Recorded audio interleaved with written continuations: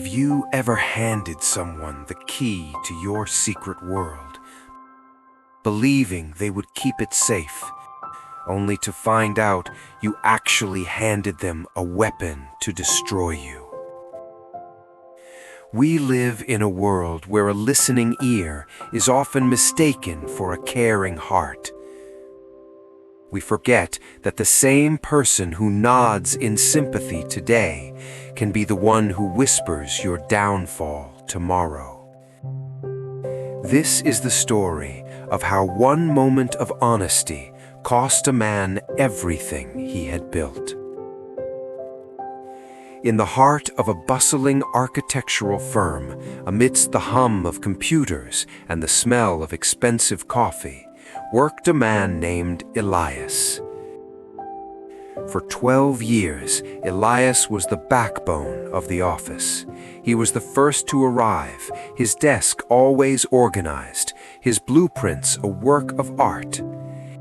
He didn't seek fame or loud praise. He found peace in the precision of his lines and the stability of his work. Elias had a simple life. He lived for his elderly mother and his passion for design. He was a man of few words, believing that his work should speak for him. But even the strongest pillars can develop cracks under pressure. Beside him sat Julian.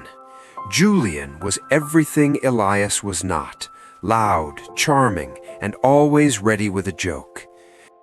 They had shared hundreds of lunches and thousands of conversations.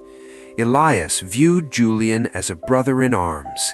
He believed that because they shared the same workspace and the same goals, they shared the same loyalty.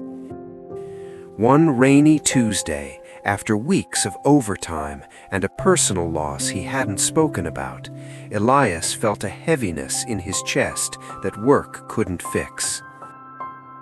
As they sat in the break room, Julian noticed Elias staring blankly at his coffee.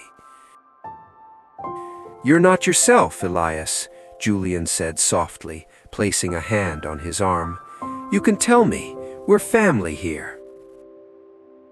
Elias, for the first time in a decade, let his guard down. He whispered that he was feeling burnt out. He mentioned that the new project felt overwhelming and that just for a moment he felt like he had lost his creative spark. He said he needed a short break to find his focus again. He spoke with no malice, only the raw exhaustion of a man who had given too much for too long. Julian nodded, his eyes filled with understanding. He told Elias to hang in there. Elias felt a wave of relief. He felt seen. But Julian was a man who traded in information.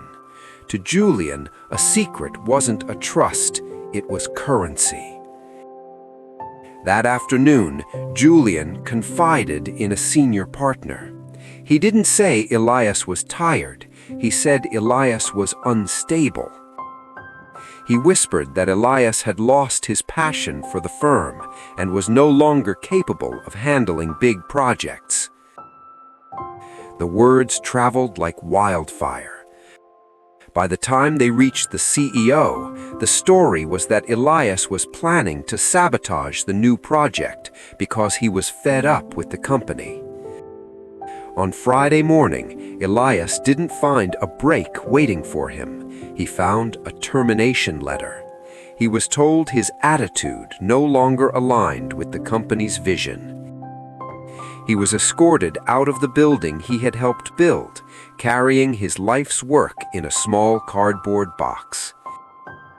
The very colleagues who had cheered his designs just a week ago now looked away, blinded by the shadows of the rumors. Months later, Julian was promoted to Elias's position, but the firm's designs began to fail.